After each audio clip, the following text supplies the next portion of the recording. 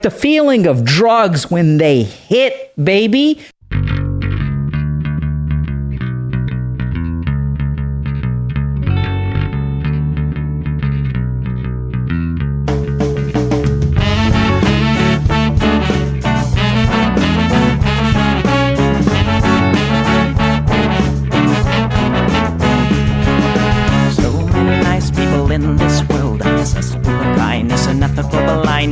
So please excuse my sarcastic tone. I'm a bit underwhelmed by the sample shown.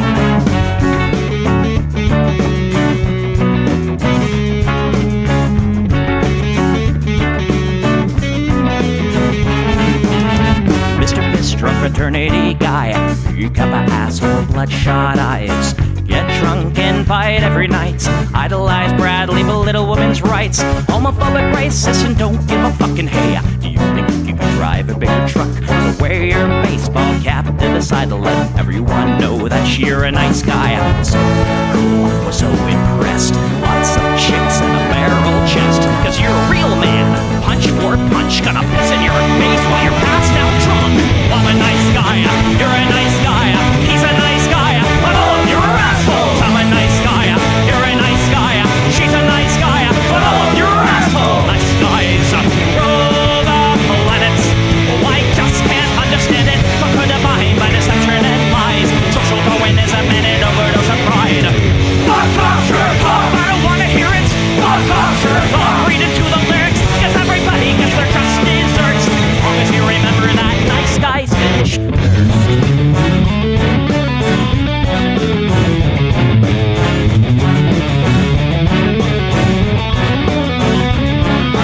Mr. White Beater, you're next on the list. Such a nice guy who speaks through his fists. Prick with a penchant for messing with heads. A broken nose for dinner and breakfast in bed. Alcoholic, paranoid, and suicidal too. But you'll probably kill her before she gets away from you. She's in the pool, let it cry.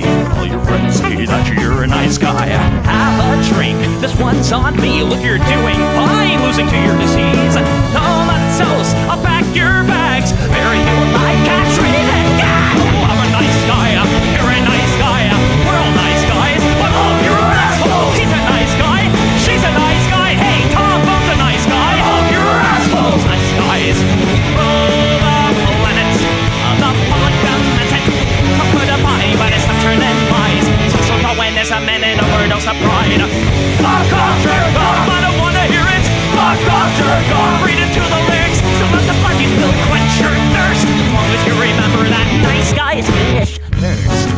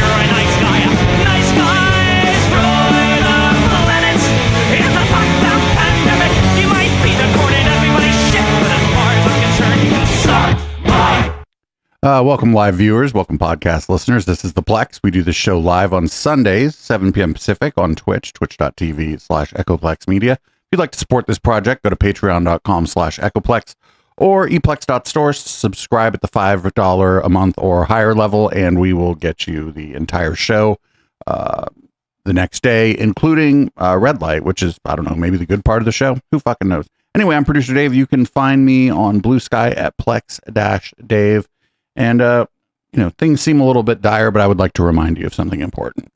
Everything's fine, and everything's fine, and it's great. Thanks.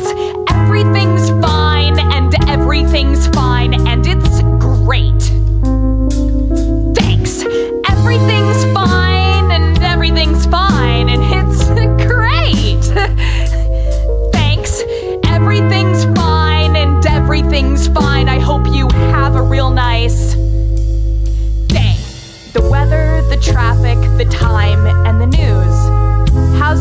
Shoot. What do you do? Sorry I'm late. I kept hitting snooze. It's just one of those days. You know what they say. It is what it is. Ignorance is bliss. When it rains, it pours. Couldn't ask for more. What goes around comes around, all in good time. I guess that your guess is as good as mine. Everything's fine and everything's fine and it's great. Thanks. Everything's fine and everything's fine and it's great. Thanks. Everything's fine and everything's fine and it's great. Thanks. Everything's fine and everything's fine. I hope you have a real nice day. Everything's fine and everything's fine and it's great. Thanks. Everything's fine and everything's fine and it's great. Thanks. Everything's fine and everything's fine and it's great. Thanks. Everything's fine and everything's fine. I hope you have a real nice day. All right, so sometimes somebody puts something in the Discord and I have no idea where to put it, so I just put it first. A man spent 8 hours trapped inside a porta potty tank because he had dropped his Mountain Dew in the toilet. Here's what happened. Viral footage circulating on social media shows firefighters rescuing a man from a Kansas porta potty after he fell fully inside the tank, remaining trapped for 8 hours. The man stated that his Mountain Dew bottle had fallen into the toilet, and he had attempted to retrieve the soda before slipping and somehow ending up completely inside the portable toilet's raw sewage tank. Crews from the porta potty company Patriot Portable Restrooms were completing a routine check of their facilities to ensure that all of the toilets were empty for towing, when they discovered that one unit was locked. A company spokesperson said that the occupant told police through the closed door that he would not come out because he could not reach the door and couldn't get out of the toilet. When police pried open the door, they were surprised that the unit appeared completely empty, and the lid on the toilet was closed. The man then poked his head out from the toilet and revealed his location. Fire rescue teams used handheld saws to cut the man out of the sewage tank and then used water from the fire truck to hose him off. Dude, that fucking sucks. I shouldn't be laughing. That fucking sucks. But also, I don't know, man. I don't know. I don't drink soda, so I don't know what kind of attachment people maybe have to their Mountain Dew. But that was fucking something, dude. Don't ever, if you drop something in a porta potty, that shit is gone. Do not try to retrieve it. Just pretend you never even owned whatever that thing is. So up next, this is out of Atlanta, and I want you to know that the police can fuck right off. Yes, I did. People that I spoke to in the Fayetteville area call this very alarming, that police officers are using those flock cameras for their own purposes. They say that this raises new questions about privacy, accountability, and how the technology is monitored. For many, flock cameras are supposed to make communities safer. But after 3 officers allegedly abused the system for personal reasons, some residents are questioning whether the technology has enough safeguards. I don't think they should be misused for personal use or any other use unless it's for a legal reason. According to the Fayetteville Police Department, the officers improperly used the license plate reader technology to look for relatives and acquaintances, actions the department says fell outside of the scope of their duties. Now, some residents are calling for stronger oversight. They should be for that specific purpose. If they're able to use it for all these other reasons like tracking people, either they need a new company that has protections on the gear to where you can't do all that stuff, or there needs to be some checks and balances on it. Atlanta News First reached out to Flock Safety. The company's CEO says while the allegations are disappointing, it also demonstrates that agencies can detect misuse. It's a disappointing story when I see it, but I also go, look, this is working. This is showing that if you use a tool like Flock or other tools, you should be held accountable, regardless of whether you have a badge or you don't. This all comes as Flock cameras continue to face scrutiny across Metro Atlanta. In some communities, opponents have even vandalized or removed the cameras. Fayetteville resident Willie Wells says the latest incident only reinforces his concerns. They're unconstitutional and they have to pay us for our data. Okay, we're becoming a police state. We got to stop it. We got to stop it. Fuck yeah. The only fucking reasonable person was the old white guy. I don't know if it's unconstitutional, but fuck yeah. Yeah, fuck those cameras. Like, we don't need to be fucking surveilled like all the time. It doesn't really matter. I mean, it's not great that people are using this shit to stalk somebody, but what the fuck else is it for? Oh, it's okay if the government is stalking you on the off chance that you might commit a fucking crime in front of their camera, but it's not okay if the cops are like stalking their friends. Well, I'm not sure that I see a fucking big difference there, actually, right? I don't like that shit. Fuck that. Like, there's one across the street from my apartment, and I don't think the fucking government has the right to know when I go out and fucking smoke a cigarette. Or they don't have the right to know which of my neighbors I'm friendly with and associate with. Like, these are all kinds of things the government could find out. Because there's one of them fucking cameras across the street from my apartment. You can find out how often anybody living here comes and goes. Find out all kind of things about fucking people that like they shouldn't know. So fuck those cameras, dude. We don't need them. They're not helping anyone. I don't know. Don't fucking get yourself arrested, like fucking with these cameras, but like, I don't know, go to your city council meetings, go to like your board of supervisors meetings, get together with your community and talk about fucking finding ways to get rid of these fucking things. We don't need them. You don't ever hear stories about like, oh, this person fucking stole some old lady's purse, but the flock camera caught them. Where the fuck is that story? Right? Because that's what this is supposed to be for. You don't ever hear that story. It's the flock stories. And even Flock isn't putting out propaganda talking about like the crimes that they fucking solved. And they certainly don't prevent crime. I don't know, man. These things are stupid. And I was actually really surprised when I started noticing them around Oakland. I'm like, around Oakland? I'm like, first of all, how the fuck are those things lasting more than a day? Like here. But also like the county that I live in, Alameda County, approved it. But I think people don't understand, if you're familiar with the area, Alameda County is, people think it's like Oakland, Berkeley. But it goes all the way out to Pleasanton, which is fucking suburban hell. And I bet those people love the flock cameras. They're like, ooh, I bought a new car. Maybe the flock people will notice, or whatever the fuck, like, but like, no, these cameras, they're not useless, but it just seems like the downsides like outweigh the upsides. I don't know, man. I don't know. So last week, rest in piss, Lindsey Graham died. Here's Senator Josh Hawley saying that he's not ruling out foul play when it comes to Lindsey Graham's death. One of your colleagues in the Senate, Senator Cornyn, is not ruling out foul play. Lindsey had gotten back from Ukraine that same day. You know, the Russians are notorious. Do you think that that's a possibility?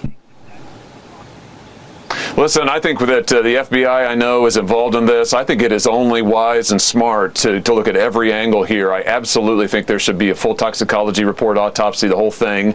I mean, nobody had been a greater advocate of taking on Putin than Lindsey Graham. Nobody had been tougher on the Iranians over time than Lindsey. He had a lot of enemies in the world. So nobody's like, yo, fuck Lindsey Graham, but nobody's going to assassinate Lindsey Graham. I don't want to be a conspiracy theorist, and, you know, I hope that none of that is true.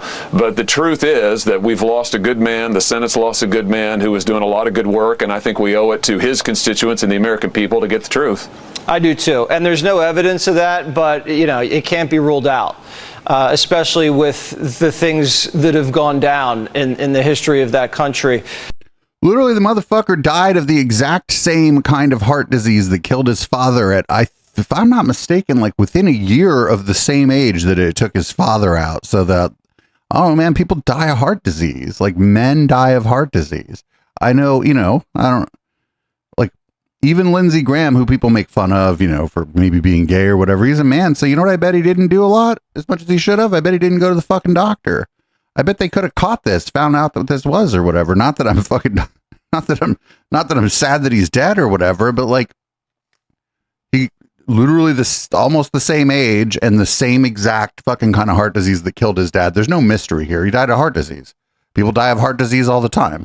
It's I think it's still the leading killer of at least of men.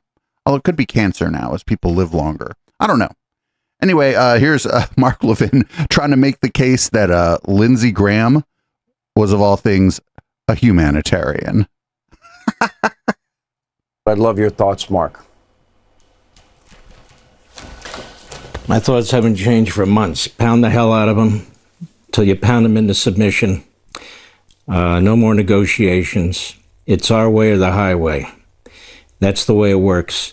Use all available options, including arming the Iranian people. That's my view.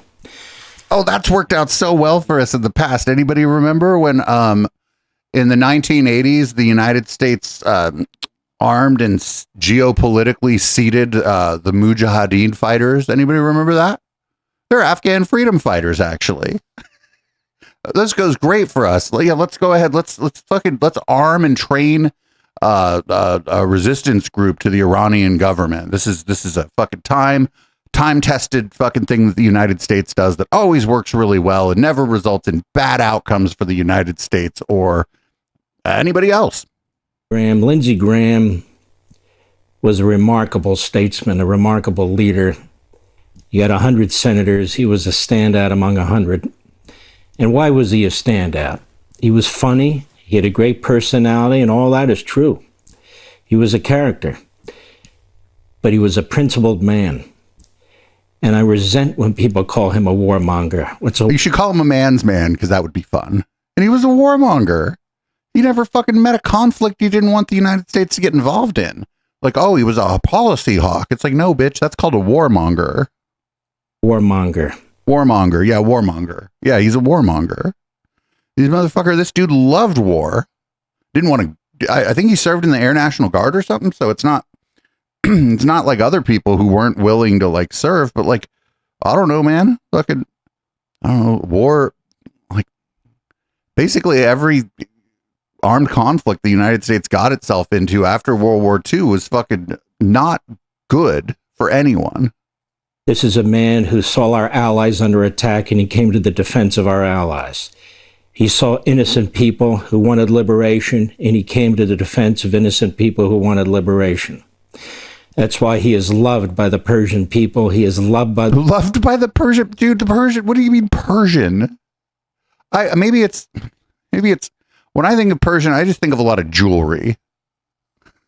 Like the people in Iran probably refer to themselves as Iranian. Loved by the Ukrainian people, and he's loved by the Taiwanese people, because all those countries have had to deal with tyrants, fascists, communists, Islamists, one evil after another. And Lindsey wasn't afraid to speak out on their behalf. He wasn't afraid to travel all over the world over and over and over again to meet their leaders. And so he was a unique man, and he and I agreed on a lot. Not everything, but almost everything. Well, that's not great. That's not a vote of confidence. And he would always say to me, and we became very, very close friends over the last 3 or 4 years, even though he was in the Senate a long time. I didn't know him, and I didn't really support him all the time, but I supported him now, and I endorsed his election. As a matter of fact, I said to him, now, Senator, I'm going to endorse you. He said, really? That'll be great. I said, is that going to hurt you or help you? He said, in South Carolina, that's going to help me. And so I endorsed him, because a lot of other people wouldn't. He was not a warmonger. He was a humanitarian. He believed that the United States should use its strength, its superpower position, to help people who needed help. He didn't. I don't know. You can't liberate people when you've bombed them to death, right? You're not liberating people by blowing them up. I mean, I guess they're no longer under what the United States would say is some kind of totalitarian regime or whatever, but you've liberated them from everything else too, like their life. Here's Stephen Miller. Apparently we're going to be talking about Lindsey Graham 200 years from now. I personally don't really believe in 200 years from now. I wish that more people had a chance to get to know him behind the scenes, to know who he really was. But the man was a force of nature, a force of life. And he's someone we're still going to be talking about 100, 200 years from now. Well, Stephen, I don't think so. More likely him than me, I guess, but there won't be any Lindsey Graham jokes in 200 years. This one's funny. This is Tiny Dancer Ben Shapiro. I want to show you how much Tiny Dancer Ben cares about Lindsey Graham. Watch this. I fucking love this. This is one of my favorite clips this week. I know there's like more kind of dystopia beat stuff, but this is funny. Well, all the worst people are very, very excited about Lindsey Graham's death. All the worst people. But listen, whenever you talk about mortality or the passage of time, it's a big reminder that you don't have time to waste. I mean, that's just a reality. And we just had a baby. That means we are super duper busy. There's no time to waste. And that's also true when it comes to your business. We all have our own time-saving hacks for everyday life. If you're a business owner, how can you save time hiring? ZipRecruiter has a new feature that quickly lets Lindsey Graham was a legend. Run the ad. I love that shit. That's so funny. Like, I know like putting ads in the middle of a show is hard, but Ben's been doing this for a while. Come on. Here's Donald Trump doing, I don't know, kind of more or less the same thing as Tiny Dancer Ben did. Yeah, they're taking a little bit longer to do it, but doing sort of the same thing. On terminating the filibuster, which is the single smartest thing we could do, because then you'd get everything. You know, that's bigger. But even if we took the small loaf, and the small loaf is the Save America Act, and it's very simple. It's voter ID. It's proof of citizenship, and it's no voter back. It's the ballot. Look what happened to the kid in California. They send a million ballots. Nobody know where they came from. Yeah. So it's you don't do mail-in ballots unless you're in the military, you're in deployment, you're in the military. You don't do them if somebody's sick, if somebody's disabled, or if you go on vacation. You get a pass. We make it nice and easy. I love he's like, oh, if mail-in ballots are really bad, unless you go on vacation. All right, dude. Mr. President, did you notice anything different? They're not, he's not even gonna, they're having him on to talk about Lindsey Graham. He is not gonna fucking listen to them. He's talking over them. This dude does not give a fuck about Lindsey Graham. Mr. Pratt came up to my office. He said he thought he won. I said, why didn't you complain? He didn't know who to complain to. But what they did to that guy was unbelievable. He's a nice guy. He worked so hard. And they found millions of ballots, and they took the election away from him. They almost did it to Steve Hilton. I complained. I got the U.S. attorneys involved and the FBI. And as soon as because he was, they were putting out reports. Steve Hilton is starting to fade. He's running, as you know, for governor of California. And they said, Steve Hilton. I said, here we go. They're going to find ballots. And they said he was starting to fade. He wasn't fading. He was the opposite. And I put the U.S. attorney involved. They said, well, no, in 2 weeks. Can you imagine? This is the week after the election. They're saying he's starting to fade. And then I got the U.S. attorney involved. And they didn't know in 2 weeks. They let it be known an hour later. So, Mr. President, real quickly, did you notice anything different from Lindsey? Listen to the host trying to get him to talk about Lindsey Graham. You can't have a country unless you have really honest elections. And when people don't want to have votes, when people don't want to have proof of citizenship, it's only for one reason, because they want to cheat, and they're very good at it. Fucking love. Did you notice anything different about Lindsey Graham? He's like, Spencer Pratt came in and they took the election from him. Smart man, nice man, attractive man. They tried to do it to Steve Hilton. They kept finding the votes. So what Trump is talking about is like, it takes California longer to count the votes. There's a few things going on. One was just the access. We as a state have tried to increase access.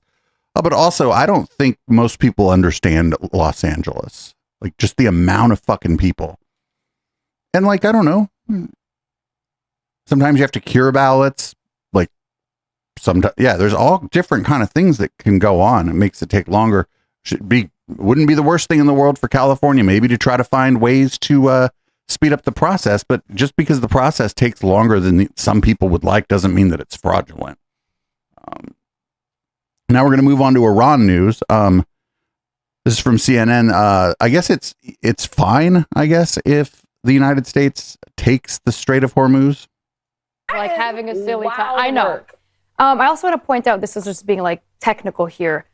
Vance and Rubio, I'm not saying they had discussed this by any means, are talking about international waterways. Now, they were talking specifically about the Strait of Hormuz in those clips, yes. So I laughed at this, but if I'm being completely honest, I think it's a huge threat to the entire world that Iran can just decide when or when not to open up the Strait of Hormuz. Totally. So personally, again, as an American, I like to be on the winning side. I wouldn't mind. Second of all, I don't know why this just reminds me of the Panama Canal. You wouldn't mind why? If America controlled the strait.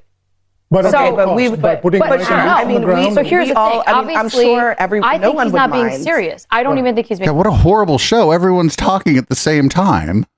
serious. I'm saying Twitch panel? If somehow there's a tangible way that it can be done, I think that will be a massive plus for our economy. I think most of Panama's GDP is from the Panama Canal. I mean, if we can have wait, you're telling me if we can't have the Strait of Hormuz, you wouldn't take the Strait? God, this homegirl will not shut up. Girl, yes, but how are we going to get it? We'll figure that out. No, at this point, in all seriousness. I'm is there anything about... No, I'm not saying that taking the strait is a bad thing. What I'm saying is, at this point, in this execution of this war, it's done, it's not done. Do you actually think that there is a plan from Donald Trump to get us out of this situation? Right now, this minute? Yes. Actually, yes. Okay, After I have a hearing bridge him in speak Brooklyn. today, I want to tell you because this is. I don't know how much you're the rest too of the smart world. for that, Emily. No. You're too smart for that. Everything Emily just Okay. said should make us appreciate Obama's deal a lot more because without depleting, That's an oxymoron. Listen, without depleting our. Does she know what I think she just thinks that an oxymoron is something that a moron says. She just said that's an oxymoron. So the people would say, oh, military intelligence is an oxymoron because it's like you're using an adjective that doesn't describe the noun that describes the opposite of the noun in describing the noun. But I appreciate Obama's deal more. She doesn't know what an oxymoron is. That's great. Without letting them gain control of the Strait of Hormuz, we were able to accomplish a deal. We are now 135 days into this war that was supposed to be 4 to 6 weeks. Obama's deal would be ending right now. 100 days. There was a phase 2. Is in trouble. There was 100 days ago a tweet from Trump where he said, "Homegirl can't let anyone else talk." The lady in the blue, she can't let anyone else talk. Don't let her on the panel again. She has spoken over everyone else who has tried to talk. Like immediately as soon as they start talking. That unconditional surrender is what we're going to get from Iran. Since then, they still have missiles, they still fund their proxies, they still have the nuclear capacity, and the regime has not been changed. So our generation is bearing the brunt of this cost. We are bearing the brunt of this war cost, and our debt is already massive. The Obama deal did not put us in a debt. Okay, what do you mean? Can I ask you, what concession have we gotten from... See, she just keeps talking over everybody. Cut her. Like, this is like... I don't think that these panel shows on like cable are like the height of discourse or whatever, but she's just talking over everybody.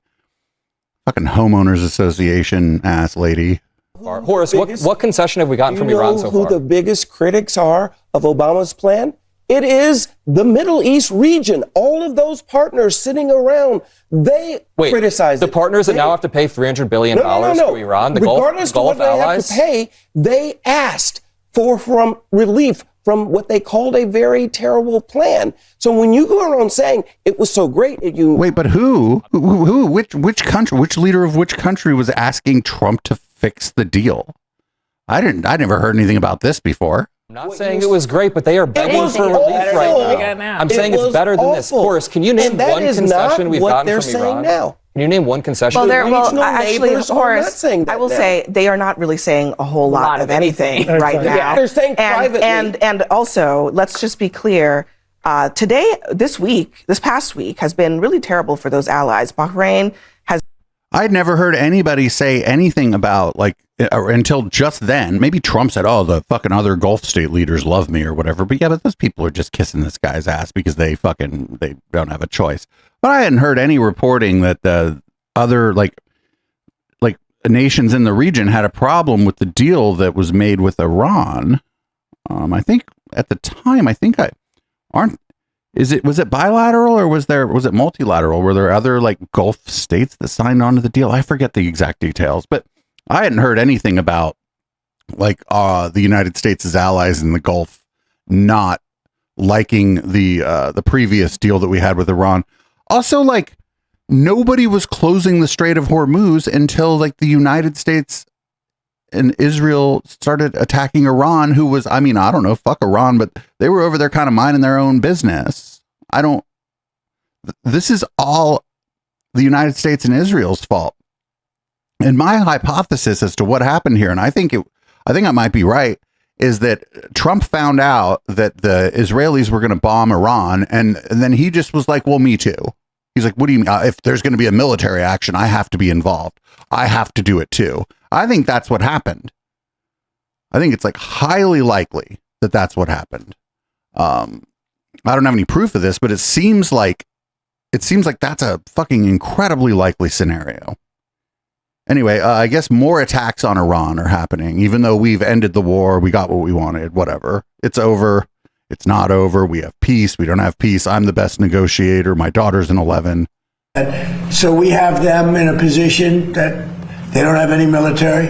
There's not a thing they can do about it. All they have is fake news, because they have the fake news, would rather see us lose the war than win the war, which is really treasonous,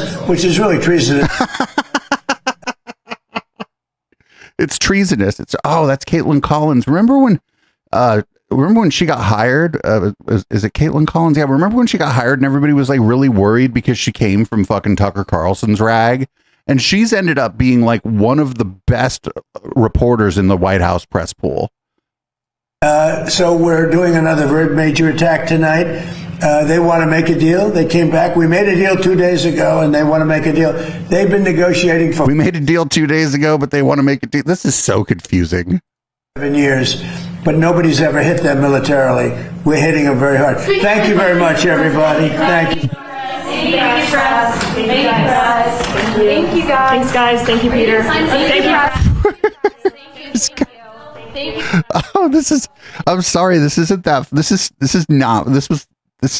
just not funny anymore. Like there's no fucking reason for any of this to be happening. like why is any of this happening? I don't understand. Like, I mean, it's because like two powerful countries are run by maniacs, but like, this is so stupid. Anyway, we've got to hit Iran, but also we've accomplished all of our goals. There's progress. So your objectives are to ensure that Iran never has a nuclear weapon, to keep the strait open, and to degrade the Iranian military. Can those objectives be completed in an air campaign alone, or does this require a ground component? Well, I think they're completed now, honestly. If we left right now, it would take them 20 years to rebuild what they have. The only way you can negotiate with these people is through strength, and the only strength is military strength.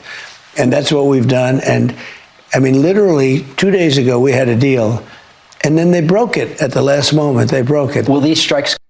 So it's going to take him 20 years to rebuild everything, but fucking, we could probably find a clip of him like this week saying that they're like 2 weeks away from getting a fucking nuclear weapon. Like, it just doesn't matter. It's like fucking just, I don't know, go on TV and say anything. It doesn't matter. There's like a 15 to 20% of this country that are just going to stick with this guy no matter what, because the fucking strength of the cult of personality is what it is. Actually, you know what? The Gulf nations, our allies, the Gulf nations, they should invade Iran because we started fucking bombing them for what appears to be no reason or no good reason. So I don't know. Maybe Qatar should invade them. Holy shit, man. The point is that they're decades away from having nuclear weapons. And wait, but what the fuck? Wait, what? Hold on. Aren't they like a week or 2 weeks away from having a nuclear weapon? Man, my head is spinning on this one. Whack-a-mole going forward. But here's another question that I have, and it's not for you. It's for the Gulf Coast countries. We have defanged Iran. Now it's their turn to go in and finish the job. Wait, why? They need to send their ground troops in if that's what it takes, but it should not be American soldiers that are leading the way. I think that they have a responsibility here as well. We've done our job. You know, we asked the president. No, the question is why. Actually, that's Caitlin Collins. She may have eventually asked that question, because my question is why. We started bombing somebody, fucking caused a whole bunch of problems for everyone in the region, and now they need to go you need to go clean up our mess. I mean, that sounds about right, honestly, but no. No, they haven't. I don't know. No. Why? Why should why should someone invade Iran? I don't understand. Nobody needs to invade Iran. Jesus Christ. Up next, did you know that Iran, we've decimated their military, but also they're selling drones to Cuba. Town hall. I was curious about there are reports about Iranian drones in Cuba. There are concerns about that. Where does the relationship with the U.S. stand there? Is military intervention still on the table there? Well, if they do have that, and they might very well have that, we'll take care of it. Marco's just in the other room. And if they do have that, we'll take care of it in short order. We're not going to have a problem. We're not going to allow that to happen. So it could be that they're storing some. We're looking into it now. It could be so, and it maybe isn't. But we'll figure it out fast. We've decimated their military. We've decimated Iran's military, but they're selling weapons to Cuba. They're putting drones there. Remember when they were trying to tell us that like somehow there was going to be like a massive drone swarm on the West Coast from like Iran? It was like, well, where the fuck are the drones coming from? Not Cuba, because that would be the East Coast. Like, holy shit, man. This is like fucking Michael Brooks used to call this clown fascism, and it's so true, right? It's just unreal. So this last week, Ro Khanna went to Gaza and was detained at first by civilians, Israeli settlers, and then the IDF came and continued to detain him along with Cameron Kasky. And we're not going to spend too much time on it, but he went on Fox News to talk about what happened with him.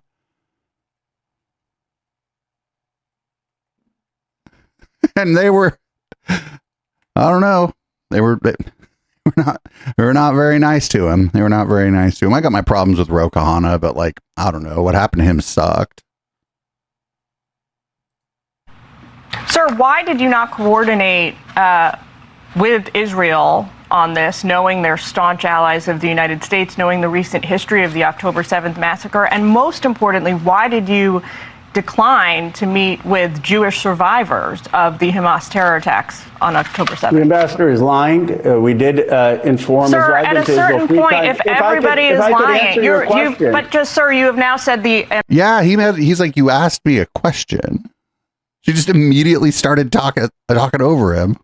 Ambassador is lying. The IDF is lying. The U.S. Embassy is lying. At a certain the U.S. point, Embassy I praised. I praised the U.S. Embassy. The ambassador is blatantly lying. And the reality is that we coordinated with Israel. How did I get through and back? I have been to Israel 3 times before. I met with Prime Minister Netanyahu before. I met with Prime Minister Bennett. If you ask John and Rachel Poland, who lost their son, Hirsch, tragically, I was fighting for Hirsch's release as a hostage. I met with them many times. But I told the Israeli government that I wanted to go on a Palestinian-led trip to the West Bank because I had been to 3 trips to Israel. I had gotten Israel's perspective, and that this trip I was going to go to the West Bank for a Palestinian-led look for 3 days. They knew that. And the point is that just because an American politician wants to get the side of Palestinians, that does not give Israel the right to have violent settlers detain Americans with a passport, that gives Israel the right to have IDF detain us. It's not just me. I mean, Tucker Carlson and others have said that this is outrageous, that this is happening to an American citizen. I've traveled to China. I've traveled to Saudi Arabia. I've traveled all over the world. Never has this happened to American passport holders.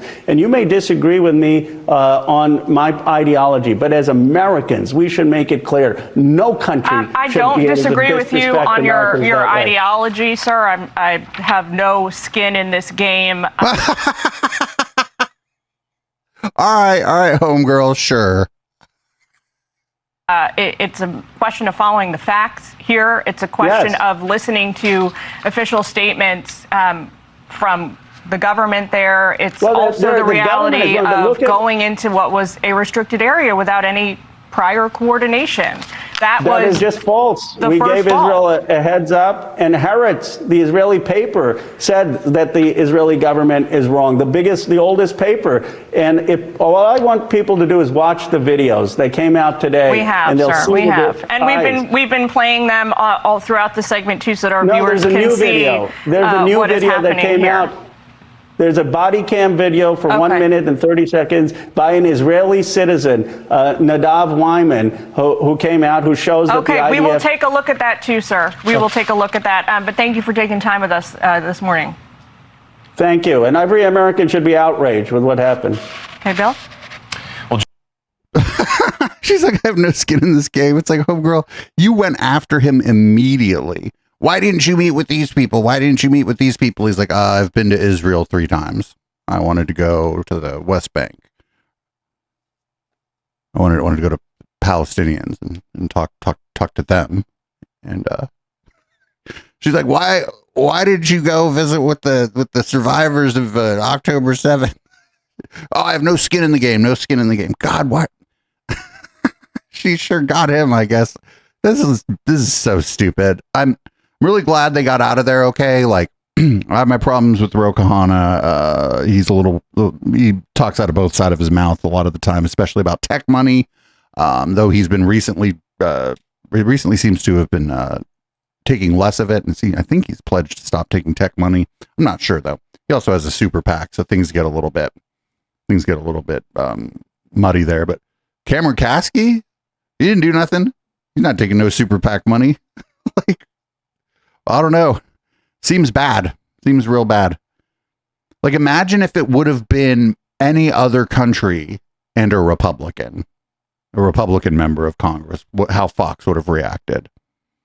Like, if you remember, like, when Fox went to China, do you remember they were fucking throwing a fit because they got a ticket because they, like, parked illegally?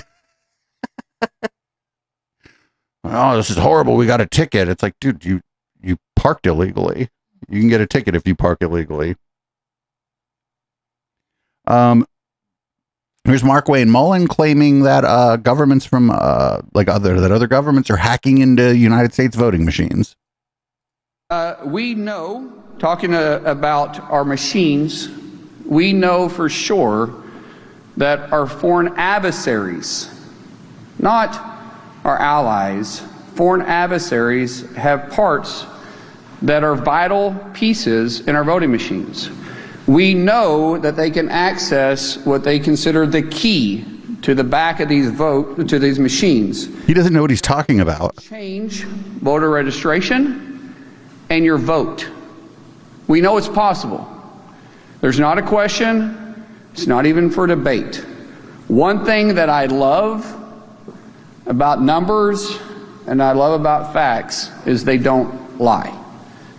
This isn't something that I'm trying to tell you to spin a narrative. This is what is going on. And what we are saying. Like how he said, other countries have parts in our voting machines. Yeah, the U.S. sources components for many things from other countries. He's like, they have a key to get in the back. I think he means that they have some kind of backdoor access, but he doesn't know what he's talking about. He's obviously not very technically inclined. But so if you think this is happening, fucking prove it. Like, I don't know. Oh, here we go. We're going to start putting election officials in jail if they don't do what Donald Trump says. Is from that same presser with Mark Wayne Mullen.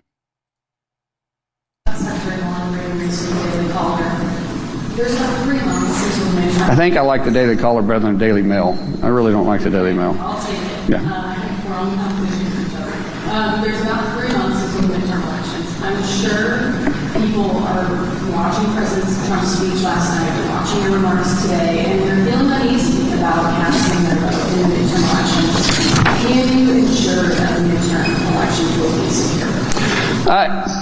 First of all, great question. Thank you. When we start talking about can we ensure that the midterm elections are going to be secure? Yes, we absolutely can build confidence in the American people. But the states have to do their part. I will tell you, if the states that choose not to participate with the SAVE program and they choose not to participate in securing the elections, We will make sure that we make those states a priority to look at who voted in their states and hold then the election officials accountable. If the election officials, once we gave them the information they need to secure their elections, and they chose not to, then those individuals can also be held accountable by fines, by penalties, and even, depending on how far it goes, prison time. So this guy he said the SAVE provisions or whatever, the SAVE Act isn't going to pass. There is no SAVE Act. The reason it's not going to pass is that it is unconstitutional. The Constitution is pretty clear that the states control the elections. It says the states shall. When you read in law or the Constitution or anything, when it says shall, you can translate that to must. So the states handle the elections. So none of this is true. They're just blowing smoke. They're not going to pass this SAVE Act. This is all really stupid. They're just setting it up so if they get clobbered in the midterms, they could basically just like refuse to seat Congress people. Like maybe try to arrest some of the people who win the elections. I don't know if it's going to go that far, but that's all this is. They're just setting it up for if they get clobbered in the midterms, if they get clobbered in November, so that they can like claim that it was all fraudulent and try to do, by hook or by crook, I suppose, as they say, try to like not allow the people who won to take their rightful place in Congress. So this one's weird. This next one's weird. I have no idea. Friends, have you ever gone to Olive Garden and you wanted the unlimited pasta and then you're like, I forgot my wallet? Now the problem there isn't that you can't pay for it. Here's the problem. Here's the actual problem. And I saw a tweet yesterday from Olive Garden, of all places, that in order to take advantage of their never-ending pasta pass, you have to show photo ID. And I thought, that's weird. Olive Garden takes pasta pass security more seriously than Democrats are taking election security. So yes, President Trump is going to keep pushing this, and it just shows how absurd the Democrats are that they can't even get behind common sense policies that even, somewhere like Olive Garden can say, hey, we need this for us too. Yeah, wow. So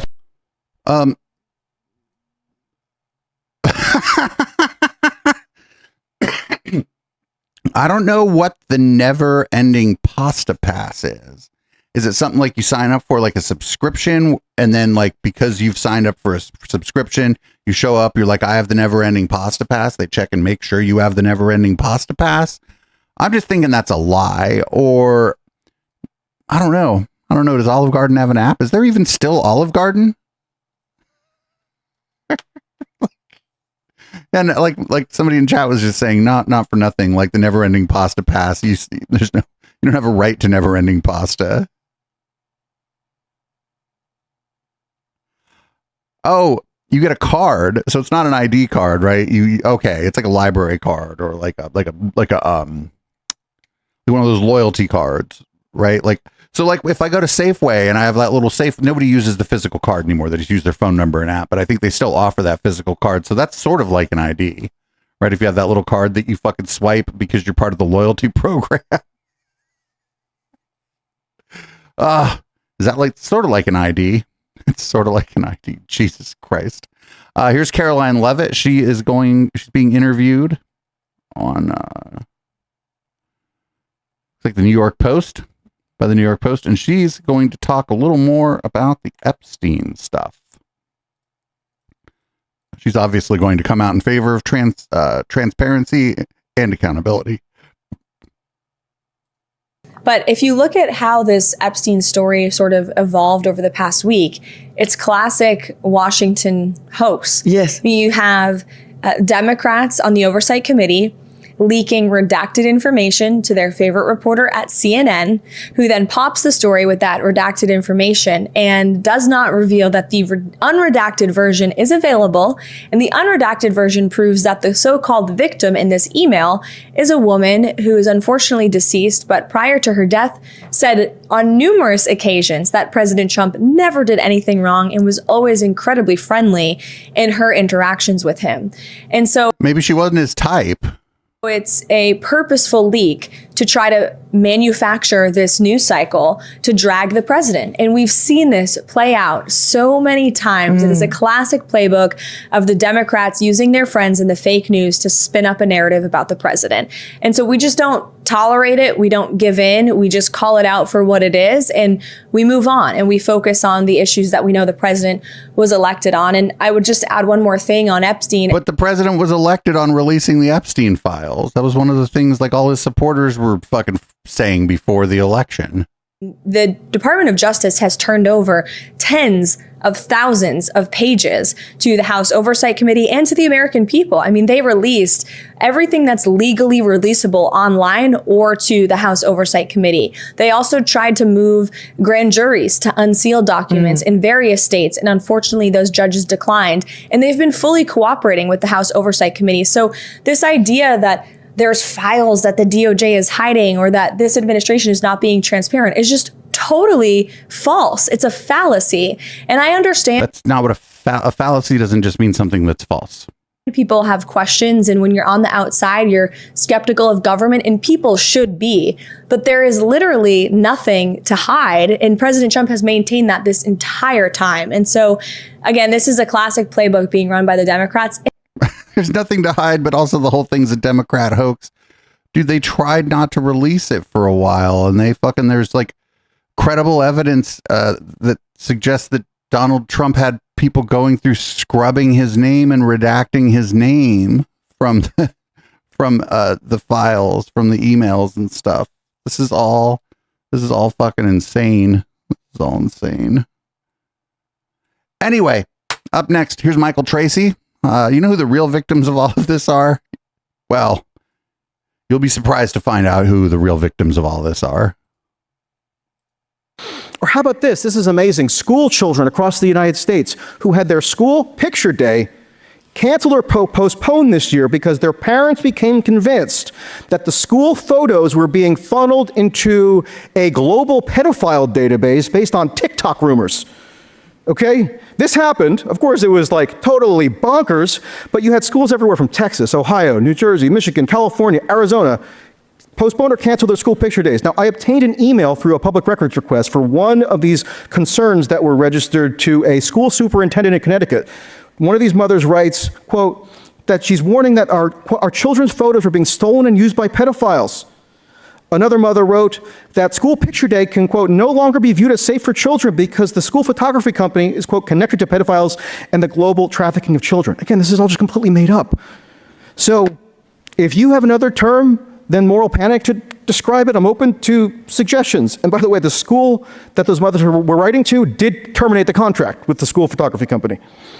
So we have the very group that we're told is being so steadfastly defended from moral danger by way of this moral panic, that's actually one of the ancillary victims, children, because their parents have been driven crazy with these outbursts of paranoia and confusion. So it sounds like he's conflating some stuff here when they're like, oh, the photo company is part of the pedophile ring. That sounds like QAnon shit, right? That doesn't sound like people who are concerned about the lack of transparency around the Jeffrey Epstein's organization. That sounds like people who are just pilled, right? That definitely sounds like people who think that like there's tunnels under the Getty and shit. That is probably not the same sorts of people who are concerned about the lack of transparency around the Jeffrey Epstein organization. Here's more of Michael Tracy talking about how journalists tell him privately all the time that this is all a big nothing.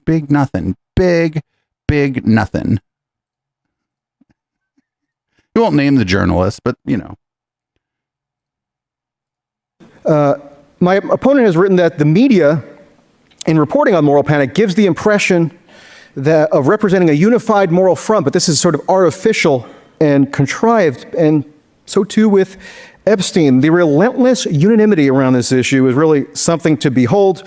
I know I've personally spoken to many journalists privately who tell me that they have become more and more skeptical of the veracity of the narrative, but they would never say so in public, because who wants to be deluged with accusations that either they are themselves pedophiles, that they're enabling pedophiles whatsoever? It's unpleasant. I can attest that lots of friendly people on the internet are very eager to fling that accusation. If you'd like to see any of the lovely email or DM evidence establishing this, feel free to see me afterwards. So I'm learning from chat that the photographer in question in the first clip is like someone that is known, and maybe they were an Epstein associate. That would maybe not be great. Not everybody who's like mentioned or even sends emails in those ads did anything, but I don't know. Having to like postpone your school yearbook picture day isn't like really that big a deal. It just isn't like, we're going to do it this Monday, but actually we're going to do it next Wednesday. Like, all right, it's going to be inconvenient for some people. You know, some people don't have a lot of time, working a couple jobs, that kind of stuff. Not always easy, but it's not the end of the world. I wonder who he was debating at the reason.com forum. Anyway, here's JD Vance talking about Joe Biden eating ice cream on the Joe Rogan show. The thing I couldn't get over Biden is just bad staff work, man. The way that he ate ice cream. I mean, it's like, you know, we could bring some of this stuff up, but it's like they would get him eating ice cream in the most ridiculous, suggestive way imaginable. I know. Like what? What are you not supposed to lick it? What is this? Fellas, is it sexually suggestive to lick an ice cream cone?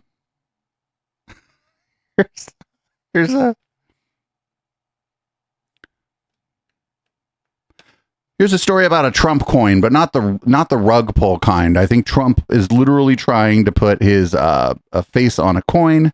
There are laws in this country that you cannot put any living person on currency, but they don't care. Donald Trump's signature will be on a $100 bill.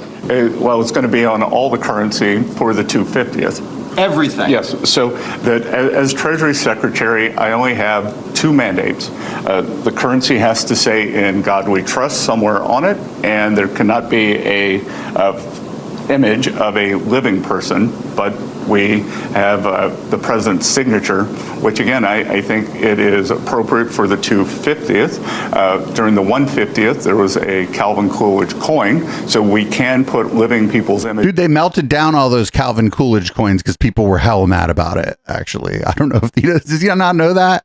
Like they released it and then you can't find those coins because they all got fucking melted down because people were livid. Is on a coin. The president's also going to have a coin coming out with his image. so bad. Let's not get carried away. Well, people might hoard. People might hoard it. So my family, and that's it. Can I see the president's signature? Yeah. So here's the sheets of hundreds, hot off the presses. Watch out! Don't smudge it. don't smudge it. So what'll happen? They're printed here in D.C. or Dallas. Then they go to the Federal Reserve, and the serial numbers are all registered at the Fed, and then the Fed starts sending them out into the banking system. So this fall, that these with the president's signature will be available. When liberals see the signature, are they going to light it on fire? Well, yeah, that's good for the U.S. government when they do it. So, you know, their hair's on fire, so they should keep the currency away from their hair. So, if I'm not mistaken, I don't carry a lot of cash. I don't even think I have any dollar bills in my wallet right now to check. But isn't it usually the Treasury Secretary's signature on currency, not the president? Also, man, this dude's like, this guy's probably got a lot of money. You'd think you could get more convincing looking veneers than that, but that's neither here nor there, I suppose. Here's more about the Trump coin, not the rug pull type. This is Trump talking about it. Again, this is illegal. Not that it matters, but it literally says you can't put a living person's face on currency. Trump doesn't care. Yeah. One last quick one. Your face is now going to be on a coin, it looks like, from the Treasury Department? Yes. What do you think about that? Well, I thought it was very honored. It's cute. Not a bad picture, but it's very cute. They gave me a coin. That's very unusual from what I understand. A gold coin. A gold coin and a silver coin. It was very unusual, but I was honored by it. Mr. President, thank you very much. Thank I appreciate your time. It's unusual because it doesn't happen. because it's against the law. That's why it's unusual.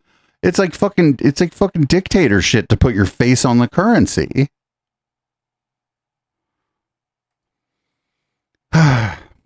Oh, speaking of Trump coin, here's something about the Trump coin that was a rug pull. When we finally come to the language that both the Congress can live with and the White House can live with, I think it's going to be a decent balance and something fair.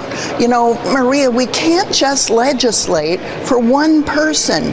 The president made his money on digital assets before he took the oath of office. So we have to make sure. He ripped you off before he was inaugurated. He did the rug pull the night before inauguration. I don't know if it was the night before. He ripped you off before he fucking was officially in office. So don't worry about it.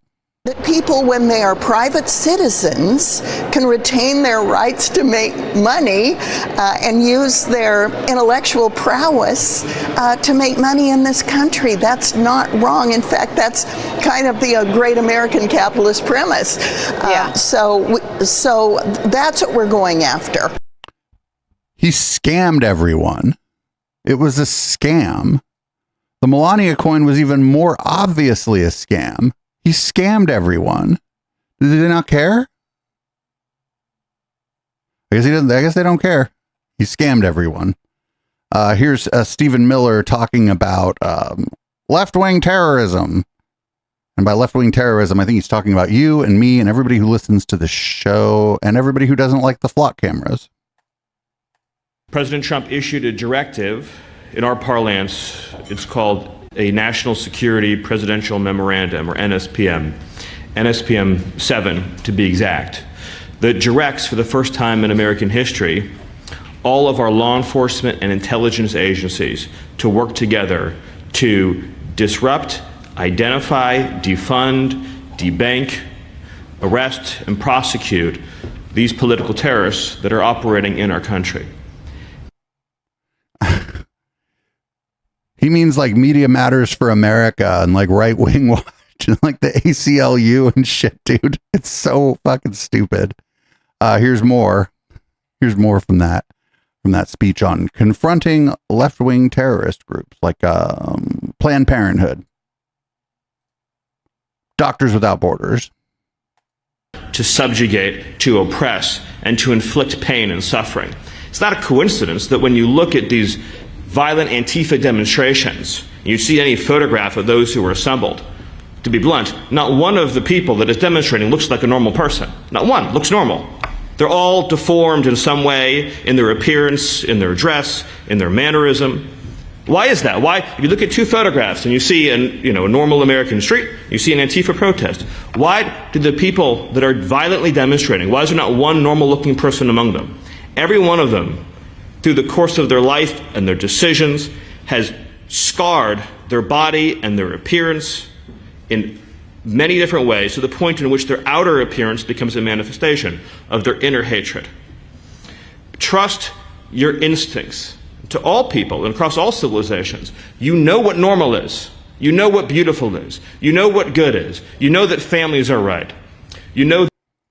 This guy commenting on the way anybody else looks is some shit. It's some shit. And he's talking about like deform. Does he mean like tattoos and piercings? Like, what does he mean? Or does he just think that they're ugly? Is he suggesting that they're all trans or something? Or does it not have to? I mean, it doesn't make any sense. It doesn't make any sense that guy commenting on anybody's looks. It's almost as funny as when that guy Richard Hanania was going around calling trans people ugly, looking like Richard Hanania does. Dude, that like, I don't know. And so, like, I don't know. What if people doing political activism, what if you don't think they're hot? Then what? I don't know. Like, I went to a DSA meeting, but then the lady that ran it was a uggo. Like, what? I don't care. Here we go. Did you know that men don't like liberals? Men just don't like liberals. Men don't like liberals. Okay, here's what the report said. Participants described the Democratic Party as overly scripted and cautious, while Republicans are seen as confident and unafraid to offend. Okay, newsflash. Normal men like strength, patriotism, and common sense. Not this. My mother she would give us a hard time sometimes, and she would say to us, I don't know what's wrong with you young people. You think you just fell out of a coconut tree? Oh, God. They take like the most relatable thing about Kamala Harris is that she's kind of goofy. Like they're like, here's the most relatable thing about this person. And this is why men don't like liberals. Got that one. Alpha male Trump has driven Democrats absolutely bonkers. So that was a study. That was a thing from 2005. It was about a year ago, actually, if you looked at the date. If you remember, a year ago, the Dems were like, why did we lose? We need a Joe Rogan of the left. Young men voted for Republicans. Well, no, they didn't. It's just there was a slight shift. It was from that, like, when they were trying to figure out, like, it was like that autopsy of the election, and they wouldn't fucking, nobody wanted to say, like, what happened. There are a couple things that happened. One, like, they fucked up. Like, I don't love Kamala Harris, but she got done dirty. I'm sorry. She got done dirty. That fucking sucked. They were like, here, get in, losers. We're going losing. Oh, and you're driving, Kamala. Right? Like, I don't love her, but she got done dirty. She had like 100 days to campaign, and her campaign decided that there was no room really to sort of make changes to suggest that maybe some of the policies under the Biden administration could use some change, specifically like Gaza. At that point, I think she was out of step with like 2/3 of the party, 2/3 of the regular Democratic voters. She was out of step with like 2/3 of them. And I think now we're at like 3/4 or 4/5 of the Democrats who vote, according to most polls, are like out of step with that position on Gaza and Israel. So, a lot of stuff happened there, but I don't think it was that there were that the Democrats didn't have or the liberals didn't have a message for alpha men. I just don't think so. I don't think that's part of the calculus. And it kind of sucks actually that the Democratic Party in their autopsy was like willing to just sort of feed into that fucking dumb shit. Up next, we have a message about testosterone from the Department of War. It's Pete Hegseth. Testosterone. At the Department of War, we have the most elite warriors on the face of the earth. Every single day, you are pushed to your absolute physical and mental limits to master the profession of arms. We demand your all, and you give it. But while we invest heavily in our weapon systems, platforms, and gear, our most decisive tactical advantage will always be the individual warfighter. We have a sacred duty to maintain that advantage, which is why we must constantly look for new ways to optimize your performance, your resilience, and your long-term health. And to meet that commitment today, I'm authorizing a new screening program for testosterone deficiency for our service members, ensuring you have the right testosterone levels to operate. Fuck it. Because I didn't watch this. I didn't know it was this stupid. It's well-established science that as we age, testosterone levels often naturally drop. Under the supervision of our world-class medical professionals, warfighters age 30 and older are going to be tested annually as part of their periodic health assessment. It's a health assessment that happens every year. We're just adding this test. Those under 30 can voluntarily choose to get the test as well. If treatment is recommended, it's entirely your choice to receive testosterone replacement therapy. This initiative, it's not about artificial enhancement. It's about restoring and optimizing your natural capabilities, protecting your longevity, and ensuring you have the biological foundation required to sustain the fight. We owe our warriors the absolute best medical care in the world, and this program delivers on that obligation. Taking care of your long-term health means ensuring you remain strong, resilient, and capable, not just for your next deployment, but for the rest of your life, so you can thrive long after you take off the uniform. As we know, the modern battlefield is brutal and unrelenting. It requires and demands maximum psychological and mental readiness. And by addressing these health markers early, we're keeping you on the leading edge of lethality and giving you the same level of support that you give this nation, the absolute best. Godspeed, keep going, and God bless. This is fucking amazing. Like, oh, vaccines are poison, but here, let's do this hormone replacement therapy, which, by the way, I mean, I wasn't going to say anything, but here's Tammy Duckworth. She's going to say what some of you are thinking and what I'm thinking. I don't usually like running stuff from MS now, but here it is. Senator, before I let you go, I wanted your thoughts as a veteran, as someone who served. You've probably seen by now the reporting that Defense Secretary Pete Hegseth has unveiled a new screening program for troops age 30 and older for testosterone deficiency. Let's listen to what he said. While we invest heavily in our weapon systems, platforms, and gear, our most decisive tactical advantage will always be the individual warfighter. We have a sacred duty to maintain that advantage, which is why we must constantly look for new ways to optimize your performance, your resilience, and your long-term health. And to meet that commitment today, I'm authorizing a new screening program for testosterone deficiency for our service members, ensuring you have the right testosterone levels to operate at your absolute best. Senator, I would love your thoughts on this. We're in the midst, as you mentioned, of the war in Iran. Your thoughts on this particular program to screen for testosterone deficiency and your thoughts on Pete Hegseth's priorities.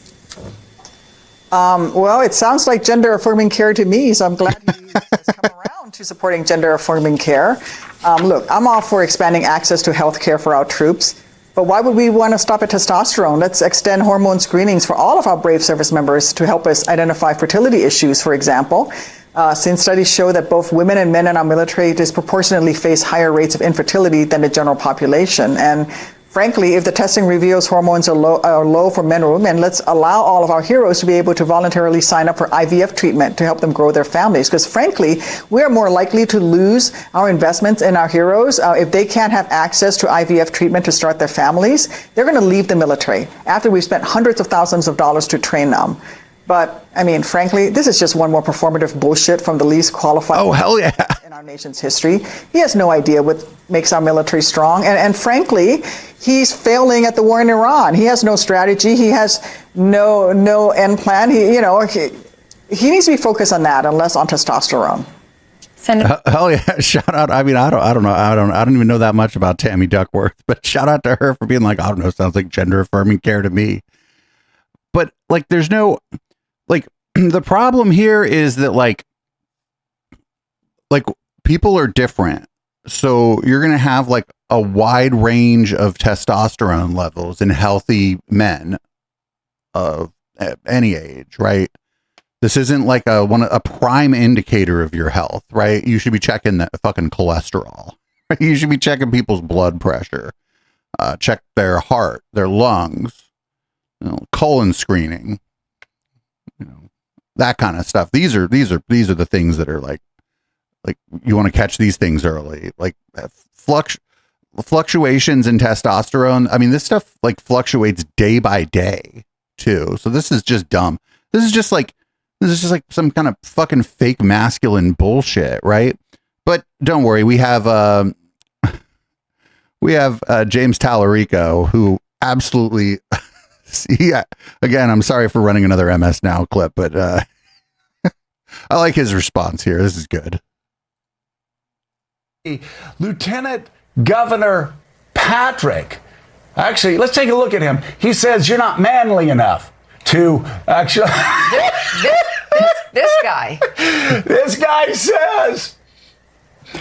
guy says you're not manly enough to represent the people in Texas. And he's concerned about your low T levels.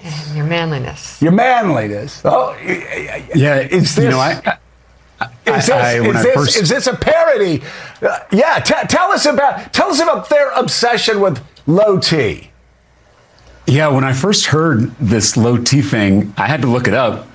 Guys my age aren't really worried about that kind of thing, but I think people are really tired of this kind of professional wrestling in our politics. Yeah. These old guys who are lathered up in their fake tan, throwing these corny nicknames at each other. People are wanting serious leaders who are going to get this economy back on track, who are going to start to lower costs, who are going to start to raise pay. And people are catching on to the fact that these corny nicknames don't lower the cost of groceries, don't lower the cost of prescription drugs, don't lower the price of gas. And so people realize that we're being played by these politicians who want to throw these nicknames at each other, and they're ready for a serious senator who's going to bring both parties together to get this economy back on track. He's like, I had to look up this low T thing. He's like, I don't know, none of my friends ever talk about that. That's the right response. He's like, I wasn't even sure what that was. Also, like, I don't know, Tallarico's a good deal younger than Ken Paxton. Statistically speaking, it would be very likely that if they were to both take a test, that Tallarico would have a higher level of testosterone, just based like demographically and stuff on his age. So he should challenge fucking Ken Paxton to a tee off, right? Like, oh, let's go. You pick the fucking place. Let's go. Let's do a tee off. It's stupid, but it's kind of like it's fun. Like, because Ken Paxton would be fucking dead serious about it, right? And if Tallarico like treated it like a joke. And then, like, it comes out that it would be likely that his testosterone level, not that that matters, but because he's younger than me too. I bet his testosterone level will be higher than mine. But then he could brag about having more testosterone or something. Like, fucking who cares? God damn it, who cares? Who cares? Here we go. We got this guy's going to be showing up more and more, I think, as time goes on. Brendan Carr is a fucking idiot. And here's him talking about networks not running a Trump speech and how maybe they need to run a Trump speech. And of course, strangely enough, like the only places that seem to be having them on are CNBC and the Island of Misfit Anchors News Nation. President Trump has a speech tomorrow night in prime time, 9 p.m. Typically, the White House asks the networks for time, is the way this used to work. Alexandria Ocasio-Cortez, possible presidential candidate, believes in this case for President Trump's speech, the networks should not air it. Take a listen. I don't think that we should be contributing to any platforming of lies about our election. Many news outlets oftentimes may receive transcripts, and I think that we have an ethical obligation to not air things that undermine our election, that are not rooted in evidence. Should the networks air President Trump's speech tomorrow night? Of course, yeah. I think it's going to be a really important, newsworthy event. Anytime the president of the United States stands up there in prime time to deliver information or news or content, I think broadcasters should want to make sure the American public can see that. And I think you see a lot of Democrats like AOC, and obviously they want complete and total control over the news and information that American people want. But let people hear directly from the president, unmediated by anybody. And people are smart enough; they can make their own mind up. But yeah, I do think that this is something that the American people have every right to be able to get over the airwaves. You said the network should want to, and the American people have a right. Do you think the networks have a responsibility in terms of their TV licenses, the local broadcasters and the networks themselves in terms of public interest have a responsibility to air it? Well, look, broadcasters are fundamentally different than all other means of distribution, yeah, I'm whether talking about it's broadcasters. cable or podcasts, and broadcasters have a responsibility and an obligation to operate in the public interest. In terms of being, more specific than that here, I'll avoid sort of generating the headline on this one, but I do think it's one that, a lot of people are going to be interested in and want to see. All right, fair enough. Chairman Brendan Carr, thank you very much. Yeah, Brendan Carr's an idiot. I don't think that there's ever been a president in my lifetime who would send out his surrogates on the fucking news to demand that a speech that they're giving gets run by like broadcast media. Like, not for nothing, like broadcast media, especially like that prime time, that'd be 9 p.m. Eastern, that'd be 6 p.m. Pacific. Okay, so like the local news is happening here in the Bay Area at 6 p.m. Pacific. So since the local news is running, yeah, I don't see any reason I think the networks would want to run it. But on the East Coast, that 9 p.m. slot is like for what's left of the broadcast TV audience, that's where they put their best shows. And so we'll use the term best shows loosely, but maybe that's not time they want to give up for this, because it's not what they're doing at 9 p.m. Prime time is when you run like fucking, I guess 9 p.m. is the kid. Maybe some of the kids have gone to bed and you can run a show where they talk about boobs a little bit. They have boob jokes or fart jokes or whatever you do after the fucking children go to bed on fucking broadcast TV. This is dumb though. I don't think there's ever been another president who has like demanded that like Channel 7 or whatever in your community carry their speech. So there's a new nominee for the CDC director, and he doesn't seem good, if you could imagine this. Him and Bernie had some interactions in the Senate. Here's some of those. And quote, within days, the CDC director was fired for failing to approve Secretary Kennedy's anti-vaccine agenda. Dr. Schwartz, if confirmed, will you commit that you will report to Congress if you receive directives from Secretary Kennedy or any other individual in the Trump administration to implement policies that are unscientific and could harm the health and well-being of the American people? Senator, I do not believe that the president or the secretary would ever do what you just mentioned. Really? Do you think that is the record? He would not do that? Is that what you're saying? I do not think that the secretary or the president would ask me to do something like that. Okay. Mr. Kaufman. Really? Okay. Sometimes you can say a lot by saying very little. Good job there, Bernie. Good job, like not grandstanding or fucking anything. Oh, really? Okay. So here's more of that exchange. It's wild. Fucking wild.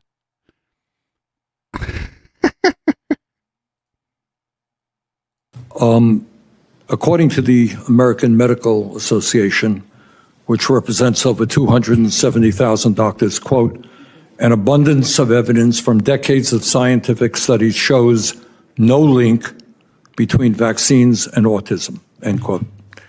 In fact, there have been more than 40 scientific studies in 7 countries involving over 5 million people, finding that there is no link between vaccines and autism. And yet today, the CDC has published false information on its website suggesting that childhood vaccines cause autism.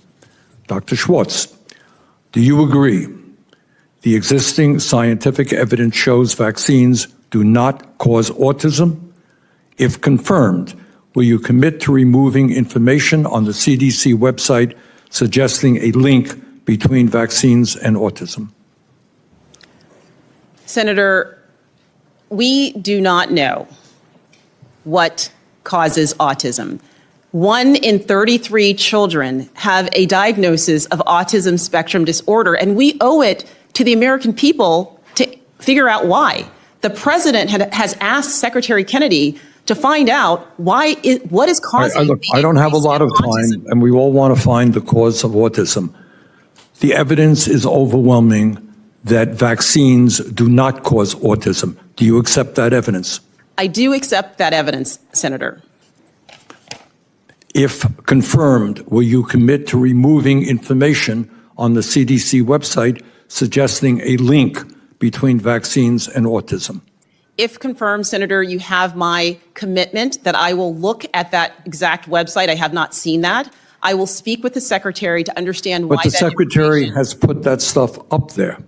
What I'm asking you is, will you remove information which suggests a link between vaccines and autism?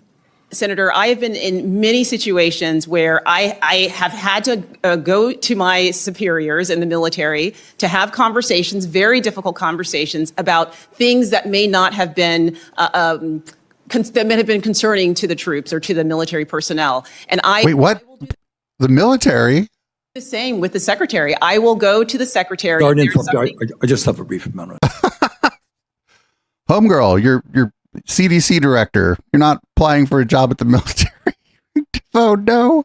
Of course she's not going to fucking go against RFK Jr. and the fucking president. Here we go. Here's Senator Hassan. I think it's not Hassan. I think it's Hassan.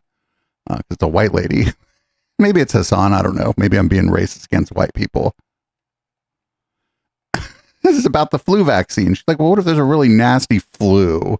And RFK Jr. tells you to tell people not to get a flu vaccine. What would you do then? Dr. Schwartz, the CDC director is responsible for protecting Americans and especially children from life-threatening disease outbreaks.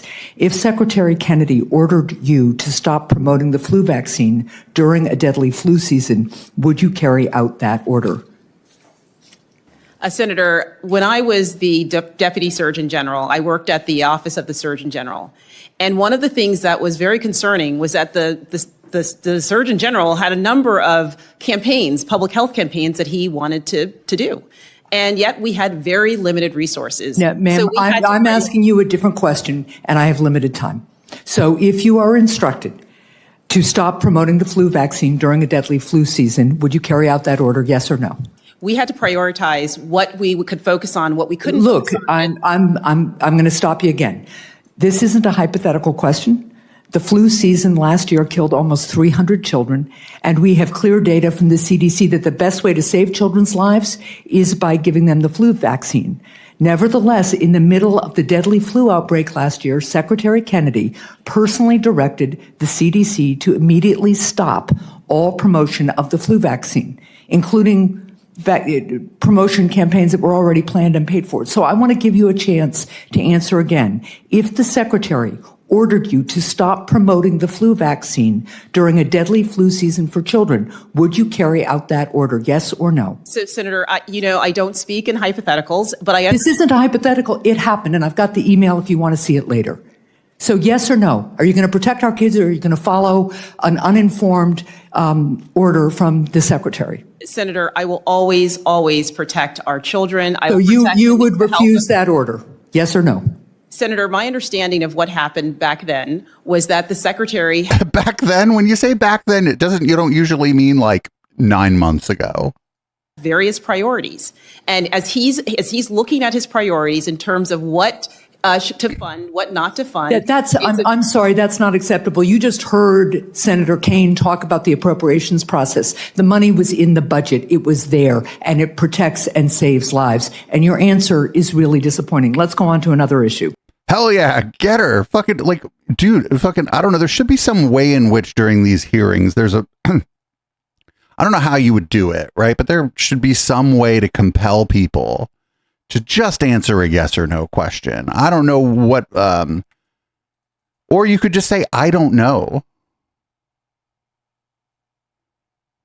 You just say, I don't know. There's a lot of things about this job that I don't know yet because I don't have the job. I don't know what my authority would be in this circumstance, yada, yada, yada.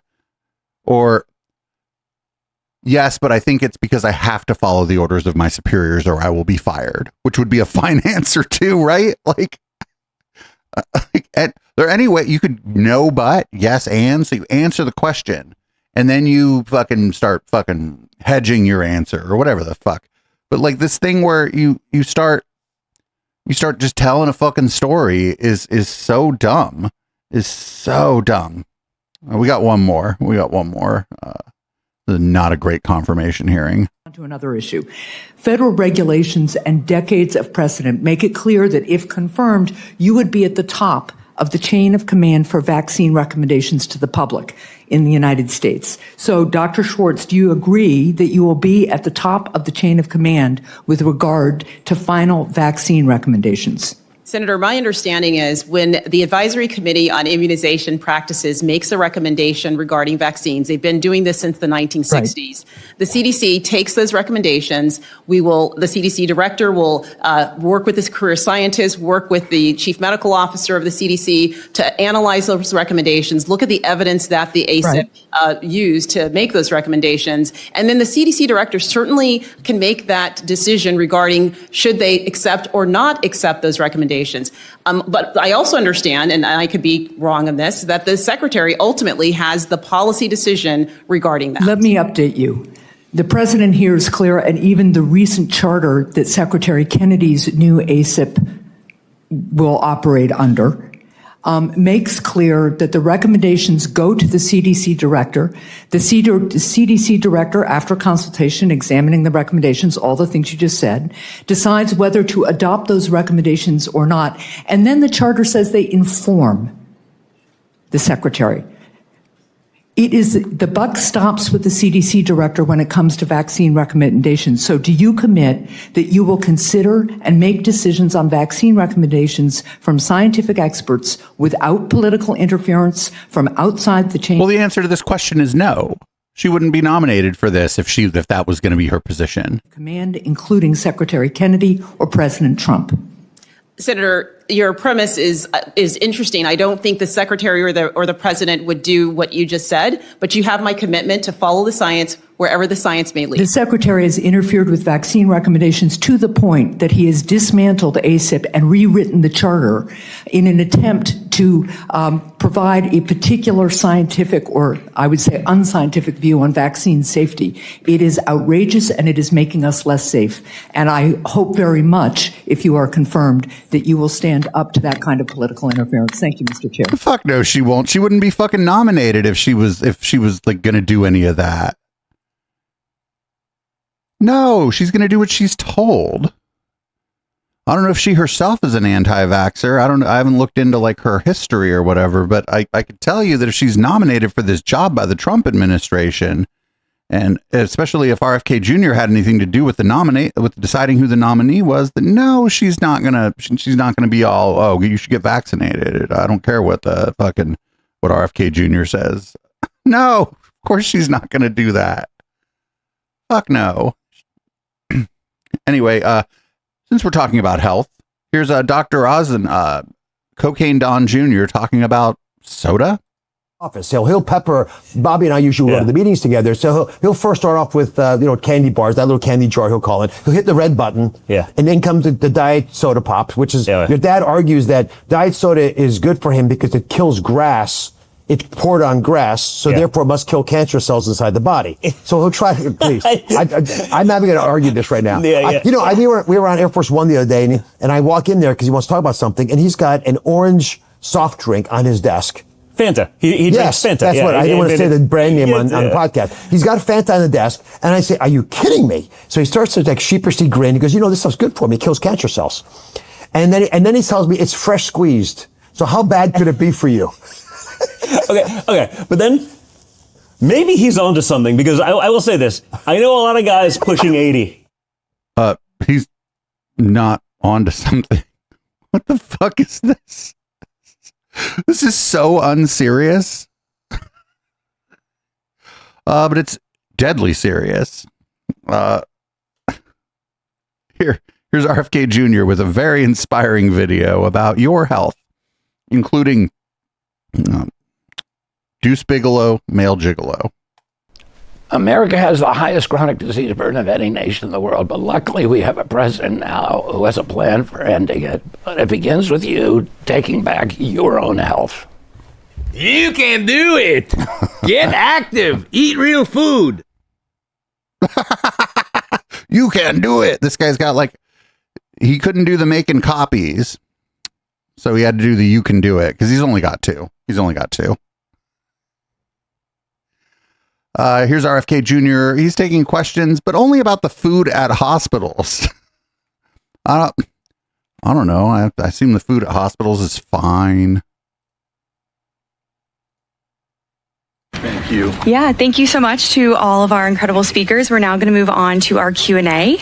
We ask that when you're called upon that you stand and state your name and outlet, and please keep your question to the topic of today's wonderful pledge signing. Who wants to go first? Make hospital food healthy again. I would assume that the food at a hospital might be like bland, or, you know, like you might not like it, but I would assume that they're serving you healthy food at the hospital. Probably don't like it because, like, like when we eat at places when we don't cook ourselves, there's oftentimes like a lot of sugar and salt in it. And I would assume that the hospital is not loading down your fucking meal with sugar and salt. So, yeah, I don't know. I haven't had a meal at a hospital. I don't think ever. Except maybe when I was a baby. I suppose I had to like nurse in a hospital when I was a baby, but I don't remember that shit. I was a baby. Here's Eric Metaxas. As you know, you probably know, there's wildfires in Canada, and the smoke, because of the way the wind is blowing. I know people are like, think it's some other thing, but it's because the wind blows a certain way. Some of the smoke is fine, you know, in the northeast of the United States. And here's Eric Metaxas complaining about air quality warnings. Air quality alert. So you're like, okay, whatever that means. It's, you know, it's going to be hot and humid. Okay, air quality alert. Then no. That's not what an air quality alert is. No. Humidity is not low quality air. It tells you limit outdoor activity. And I thought, who's telling me how to live my life? I'm an adult man. You know what? Fuck it. Go out there and breathe in all that smoke. Fuck you. Free country. You're telling me limit outdoor activity. So this is Big Brother with your tax dollars telling you how to live. How dare they say that? Who are they? Who has the right to tell me or you or anyone anything? Anything. It's a free country. I can do whatever I want. That's true, because these are suggestions. These are suggestions. But somebody has the temerity, somebody in the government, to say limit outdoor activity. Like, look, I don't live in Canada where, you know, where the government does that kind of stuff. I live in the United States of America, and I have to say, but you just said that the government does that kind of stuff here. I'm offended by that. I mean, it's my book Revolution. Like, we're free men. We're free. You don't tell me anything. You're not my keeper. Who are you? It's the big state. So there's like a government agency, probably a state or a local agency, that measures the air quality. They're like, air quality is really bad. We advise that you limit your outdoor activity, and if you have to be outside, that you should wear like a N95 mask because the air is really bad and it's really unhealthy for you. That's, you know, it's a good thing that the government does, actually. I think this is good, but I also don't like Eric Metaxas, so I think that he should disobey all health warnings, right? Where, like when he goes to the bathroom in a little urinal cake, when it says not actual cake, do not eat. I think you should ignore that warning too. Here's Brian Kilmeade. I'm not going to wear a mask. Like, look at this. Look at the fucking air. Like the way that this vertical video got cut, it uses like the predominant color, like in the background in the video, and the predominant color of the video is, this is a color of air you don't want to breathe. But don't worry, Brian Kilmeade, he said, I'm not going to wear a mask.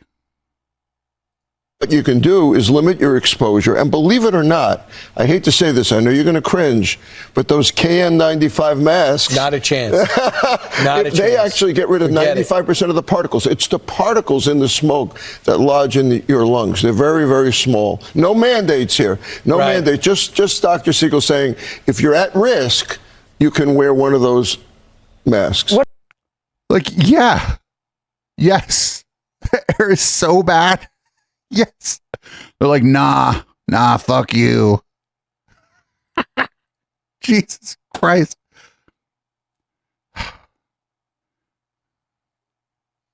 So I don't know if anybody's seen this guy. I don't even know his name, and I kind of don't care, but he is running for the only U.S. House seat in Wyoming.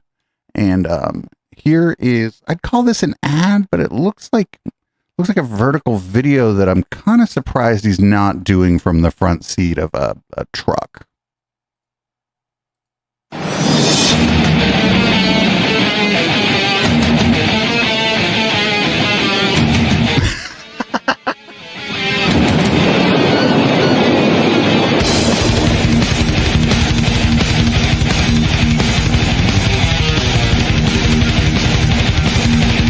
I knew he had a truck. So I have a question. How many Muslims do you think there are in Wyoming? Because I think there's like a little over 500,000 people in Wyoming. How many Muslims do you think there are? 3,000? 4,000? Like, I think more people live in the city that I live in than live in Wyoming. So, oh man, so weird. Oh, here we go. George Santos, after having been pardoned, seems to be doing really well in retirement. As you'll see here. Here's what George Santos is up to. Oops. Oh, these players on all these news sites are awful. Here we go. Sorry about that. Recognize that face? George Santos, the former congressman and convicted felon. His next gig, reality TV contestant, joining season 5 of the Fox show Special Forces World's Toughest Test. It follows celebrities taking on intense training, like a claustrophobic search of an underground bunker, led by a team of ex-Special Forces operatives. This season, premiering in September, will see 15 celebrities deploy to Malaysia. Santos confirming his appearance in a post saying, "I took my fat behind off the couch and tried something new, and it changed everything." It comes just months after the disgraced congressman was released from prison. President Trump commuting his 7-year sentence for wire fraud and identity theft. Santos is no stranger to wearing different hats, or at least saying he has. You might remember he lied about where he went to college, his career on Wall Street, even being Jew-ish. I'm Jew-ish. Ultimately, he was kicked out of Congress in 2023 over ethics violations before his conviction. We've seen plenty of reality stars turned politicians. You're fired. This is my first apology in about 24 years. Now, reality TV perhaps becoming a venue for reputation rehab, so to speak. It's been a second act for some exiting politics. Who can forget former White House Press Secretary Sean Spicer on Dancing with the Stars? I could. And Anthony Scaramucci took a stab at Special Forces in 2023. Gosh! Sarah Palin even had her own show on TLC. But Santos has a steeper hill to climb. I'll be back. He'll join fellow contestants like NBA player Matt Barnes and actor Ruby Rose on the upcoming show. In the end, we'll see who wins the ultimate test of physical, mental, and perhaps political resilience. Yasmin Vasugian, NBC News. Like I said, she recognizes. Jesus Christ. I don't know, whatever. Go on reality TV. I guess I don't really give a fuck. I mean, it's better than going on Tim Pool's show, I suppose. So Jake Lang tried to show up at an Abdul Al-Sayed event and was kicked out, if you could imagine that. Now, it's really weird because if you go on Twitter right now, Neera Tanden and all those other shit libs are saying that they platformed this guy, that he was like invited or something. They're saying all kind of weird shit about Abdul on Twitter. But by they, I mean Neera Tanden. So here's Jake Lang showing up at Abdul's event and getting being asked to leave. Why are you persecuting me? We're gonna clap him out. The reason I wanted to clap him out to USA is because he doesn't hate me. He doesn't hate AG. He don't even hate you. You know what he hates? He hates America. He hates the idea of what America was always supposed to be. Of the people, by the people, and for the people. where it should not matter the color of your skin, should not matter how you pray, should not matter who you love, that you can be fully and 100% America. He hates that America. He wants America to be small. He wants America to be like him. He wants America to be hateful. He wants America to be a place that does not include. And every day that we go out there and we knock on those doors, we make an argument about what America actually is. An America that is bigger than his hate. An America that is bigger than the small-mindedness that he brings to this. An America that has a bigger heart than the one that he has. An America that is bigger than a Donald Trump who thinks that some people don't get to belong here because of their color of their skin. An America that is bigger than the idea that we all can come together and pray how we choose or not pray at all.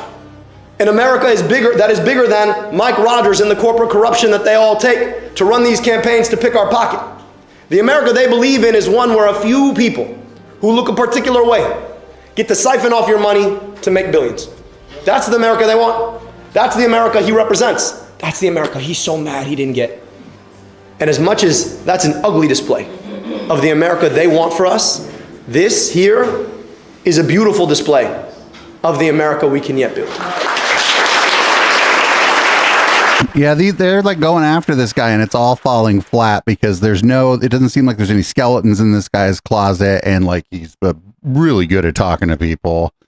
A good looking guy, a medical doctor. Everybody's like, oh, he's lying and saying he's a medical doctor. Neera Tanden and all those fucking people. No, like there's plenty of people who are a medical doctor who aren't like seeing patients day to day. There are other jobs for medical doctors, and he has done other jobs as a medical doctor.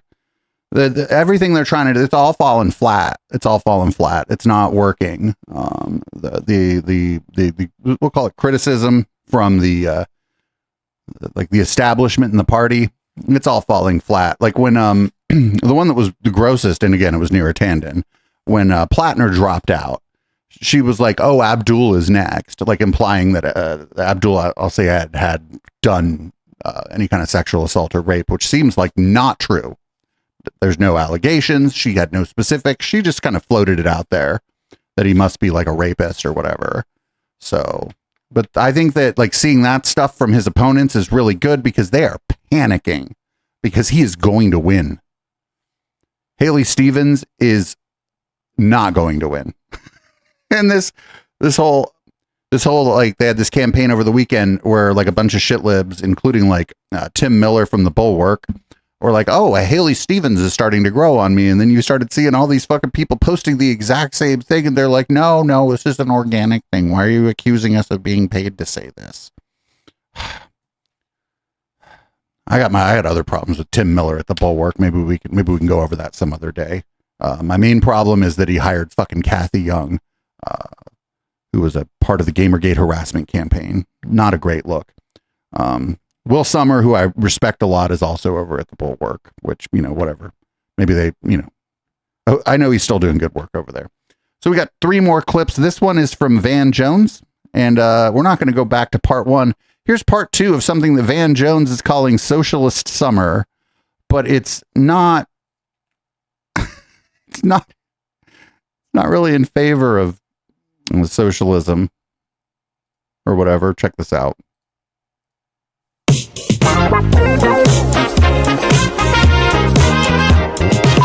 All right, a quick message to my friends on the far left. Quit pooping in the Kool-Aid bowl and telling us that the turd... Wait, what? My friends on the far left. Quit pooping in the Kool-Aid bowl and telling us that the turds are ice cubes. They're not ice cubes, and I want to talk about it. Van Jones on Substack. All right, guys, I got some stuff I want to get off my chest. I am tired of a set of people on the very far left in the Democratic Party, my party, telling us that in order for us to be progressives, we now have to believe ideas and support ideas that are completely nuts. I am a progressive Democrat. In other words, everything that's good in our party, I believe in, have believed in for a long time. Everything that's good is the stuff that I believe in. Universal health care, Medicare for all, whatever you want to call it, absolutely. If you are sick, you should be able to go see a doctor. That's a good idea. I want free education for everybody as long as they want to keep learning. I think that's a good idea. The Green New Deal, I'm the author of the Green New Deal. The Green New Deal. That might have been some of the problem. Like focus grouped ass bullshit. My phrase from my first book in 2008. There's nobody more committed to criminal justice reform than me, ecological solutions, the whole deal. These are our ideals. As for he's like, so I agree with DSA, but I hate them. We should fight for them. We need them now more than ever. But what does that have to do with supporting Hamas? Wait, what? Nobody supports. I mean, I don't know.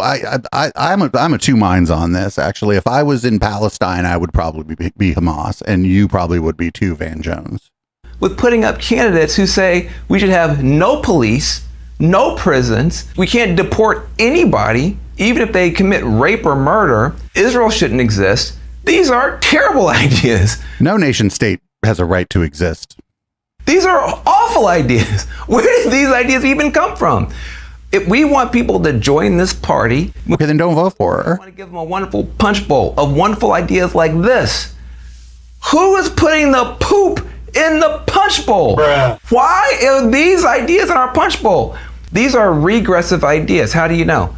Look at the ideas on this side. If you lived in a world where everybody could see a doctor when they got sick, if they didn't have a penny in their pocket, if everybody could get an education as far as their learning and desire could take them, if everybody had clean air and clean water, if you didn't have ice running around hurting people for no reason, would that be a good world or a bad world?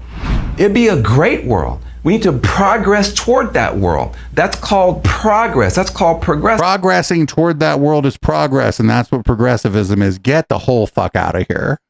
Now, if you lived in a world where there were no police and no prisons, so that in your neighborhood, any gang member, terrorist, pedophile, Klan member could do whatever they wanted to, is that progress? So it's actually not illegal to be a member of the Ku Klux Klan or of a gang. Or a regress. If you lived in a world where we said, well, you can be a terrorist if you want to, as long as you feel oppressed, and anybody can get blown up at any time and people will make excuses for it, is that a better world? Is that progress? Or is that regressing to a lawless, chaotic state? If we lived in a world where people could literally get elected to office with the only qualification being that they went and celebrated a mass murder of Israelis. So that was that looked like a New York Post headline. If all elected officials celebrated mass murders, is that a better world or a worse world? These are not progressive ideas. These are regressive ideas. And people started protesting after October 7th because they knew exactly what was going to happen next. Old enough to know the difference, and you're smart enough to know the difference. Ideas that make the world better, that help us progress to a better place. Those are the ideals of the Democratic Party. If you were not born rich, lucky, or famous, you need the Democratic Party. That's what we're for. That's what we're about. Ideas that are literally insane, nutty, moronic, dangerous, bigoted, are not progressive. They're regressive, and they should not be in our party. The people who are promoting these nutty, crazy, backwards ideas are party poopers. Literally, they're coming to the party and pooping in our punch bowl, and they need to stop. Every party has a pooper, that's why we invited you, party pooper, party pooper. If you're gonna poop the party, maybe you should wear a diaper, party pooper. Van Jones party pooper. on Substack. What the fuck? So the only one of those things, first of all, the stuff that he said he's for, that's all like DSA positions. Everything he said he's for, those are positions that DSA candidates are running on. The pro-Hamas thing, that gets a little more complicated, right? Because like, I don't know. Think about the American Revolution. What do you think they were calling the people in charge of the American Revolution in I guess England? Ye olde England at the time, they were calling us terrorists. You know, if you know, I brought it up earlier. It came up earlier where the U.S. Politically situated and armed the Mujahideen fighters when they were fighting the Russians in the 80s in Afghanistan, and as soon as those people decided they didn't like us because you know things that we've been doing, now they get to be terrorists because they don't like us. So I don't know. I just don't know like what these people think they would do if they were in Gaza. Because you can't really negotiate with a missile. So I don't know what they think they would do if they were in Gaza. I don't think they think about that. I think like a lot of people don't understand that the people in Gaza are just you, but they're in Gaza. I think a lot of people don't understand that, don't want to understand that, and maybe don't want those people to be human beings. There's still a lot of Islamophobia. There's a lot of Islamophobia baked into this. White supremacy baked into it. A lot of bullshit baked into this. Before we go into red light, I have two musical numbers.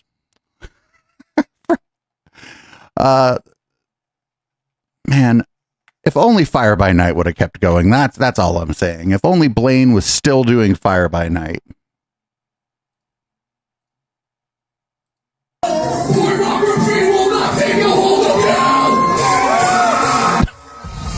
Find my way, according to your word! What do you think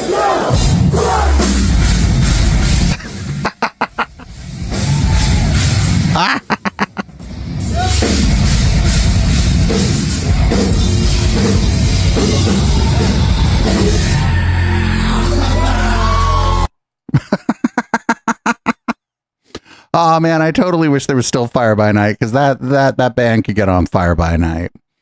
Although, not for nothing, Blaine Bartell doesn't like the cops. Blaine Bartell hella woke, actually. So maybe he wouldn't be having any of these fucking weirdos. Though I don't know what those people's politics are.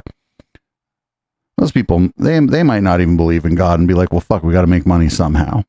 So I have another musical number from another Christian artist, I guess, if that's what we're going to call it.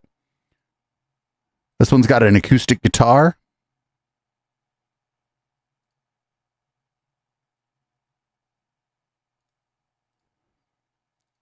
And it's paywalled. Oh, no, it's not. All right, here we go. So, Brian, what do you think about the crisis of women going to college? Now, Evan, I'm glad you asked that question, because it really is the number one problem facing America today. My answer to that problem is a song that I wrote actually intended to fix women. There's a hole in her heart about the size of a cradle, hollering, screaming behind all the pain, covering that paper thin face you give them. Smile, but don't ever let anyone in. Be a good girl now, honey, go get that promotion. Oh, there's a hole in your heart and it's the size of a cradle. It sounds like a fucking medical condition. Oh, these people are so cringe. These people are so cringe. We should be lucky, actually. These people suck at doing culture. Because in the culture war, they always lose in the culture. And they then try to do legislation and oppression and claim victory in the culture war. But every time that there's actually a dispute or a battle for the culture, more liberal, more left-minded people win, because that's who's fucking writing songs and fucking, or at least writing good songs. Nice to all their fans, that kind of thing.